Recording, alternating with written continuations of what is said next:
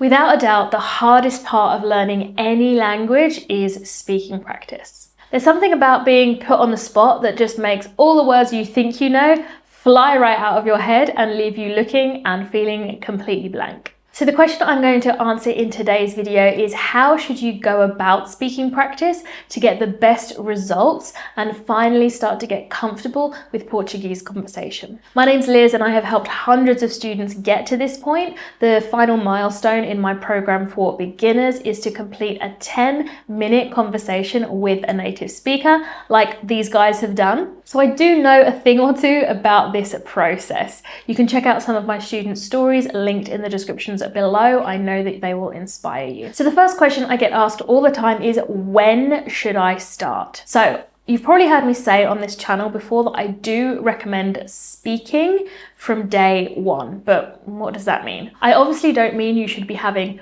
full-blown conversations from day one, because that makes no sense. You can't run before you can walk. What I mean by that is you should be doing short, practical phrases when you're out and about. I've got a video here on a 30-day practical Portuguese challenge, which is the kind of type of phrase that I'm talking about learning and using in the very beginning. But when it comes to actual sustained speaking practice with a native speaker, then I think it's really important that you should cover the fundamentals of Portuguese before you even try it. You kind of need some arsenal in your back pocket already. So you should cover pronunciation and its rules, the very small bits of grammar that are going to act like building blocks for sentences. So this is things like the definite and indefinite article, gender, adjectives, possessives, all of those really small things that are going to make up a sentence. And you should also look at verbs, but only worry about the present tense, okay? Don't worry about all of the other tenses that come. If you've got those three things covered, then that is when I think you should start speaking practice. So in my program, modules 1 to 3 cover all of those things.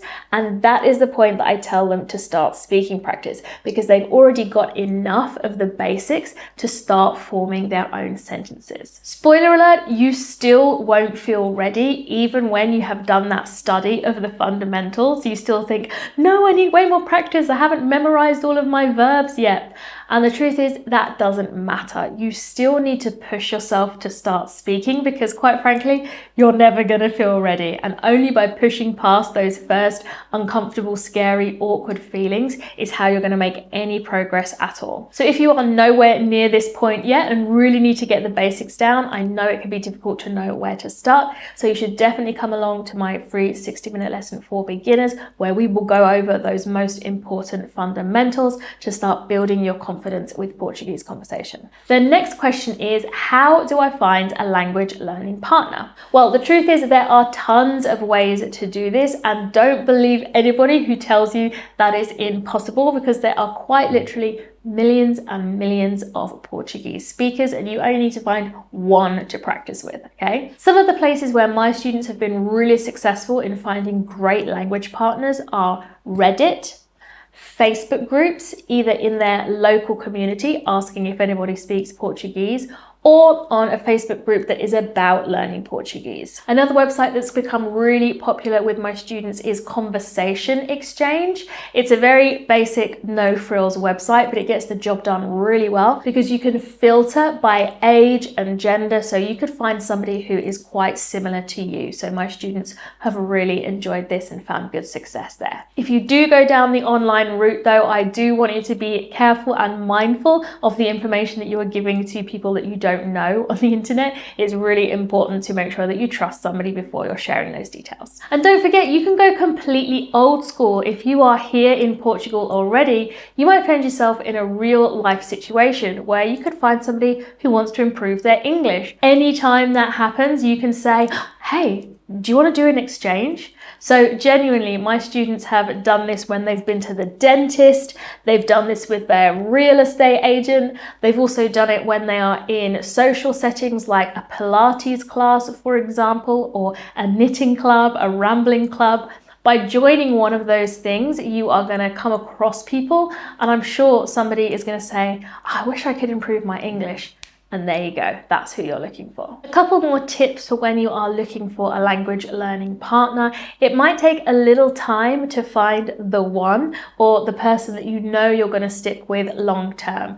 Sometimes you meet up with people and maybe it's not a personality match, or maybe the levels of the languages are too far apart. So if you're just getting started in Portuguese and somebody is already very advanced in English, sometimes that doesn't work as well. You might want to find somebody who's more or less on the same level. But to be honest, so many people have such good English that this can be difficult to find. So leave it to your own judgment as to whether you feel like both you and your partner are getting equal value out of the exchange. And don't be afraid to schedule meetings with like 4 or 5 people and just see which one sticks long term, because that's the best way to make sure that you're actually going to find someone that you really get on with. The next question I get asked all the time is, how should I structure the session? So my advice when you're just getting started is just try doing 15 minutes each. So 15 minutes practicing your language and 15 minutes practicing their language. It's good to start small. Another good idea that I give people is to set a topic. So this might be family or holidays, and at the same time, a grammar piece that you want to be practicing. So for example, if you choose the topic family, that might be a good time to practice the possessives of my, your, his, for example. This is really good for giving the session a little bit of focus so you don't feel like you're just like grasping for words out of nowhere. It can be also really fun to play games. So something like Who Am I?, where you ask questions to guess which person they have assigned to you. Or a game like Hangman, where you are spelling out a word like a movie or something like that. That could also be really fun. You do need to be patient because it is going to be awkward and difficult for a little while. So what I always say to people is that there's no way to avoid those first few sessions, and they are going to be really hard. So just get them over with. Book 3 or 4 sessions and think to yourself, right, I don't actually need to make any progress in this time. I just need to get through these sessions. And guess what? You will make progress in that time, but you just won't have put too much pressure on yourself. And also don't forget, you can cheat. When it's very early on in your speaking practice, I have no problem with people using things like DeepL or Google Translate to help them with the odd word. Obviously, I don't want you to type all your sentences and read them out, but when you're grasping for a word that you can't remember, just look it up quickly. That is not a problem. It is much better to do that than to just sit there in panic looking blank, because out in the real world, you're going to do that anyway. You're going to grab your phone and check a word that you didn't know. So I have no problem with that when you are first starting your speaking practice. It can be really helpful to record the session.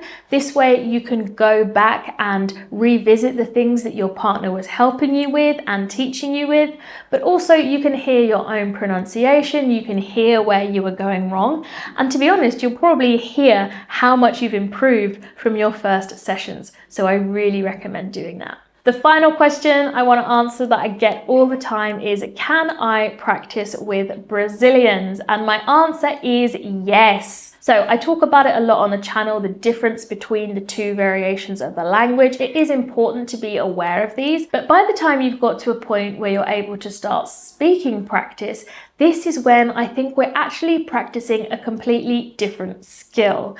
We're actually trying to get what's in our head out through our mouth. And for that, you just need to be speaking with somebody in Portuguese. It doesn't matter which variation. I really ask you to be wary in the beginning when you're just starting, because you need to be able to hear Portuguese as it's spoken in Portugal, and it can get confusing if you are used to hearing Brazilian Portuguese and then you come to Portugal and think, well, that's nothing like what I was practicing with. So I always say, as long as the person is speaking Portuguese, it doesn't matter which variation it is. And to be honest, there are so many more Brazilians online wanting to learn English that you may find it easier to find somebody. So it's totally up to you. You can do what you like, but I just want you to know that you shouldn't disregard Brazilians. They are so much fun and have so much to teach you. So I think that that's also a really good option for you. So there you have it, my definitive guide to making sure you get started with speaking and making the most of your sessions with your language learning partner. If you're doing this already, I would love to hear your story and how you are getting on.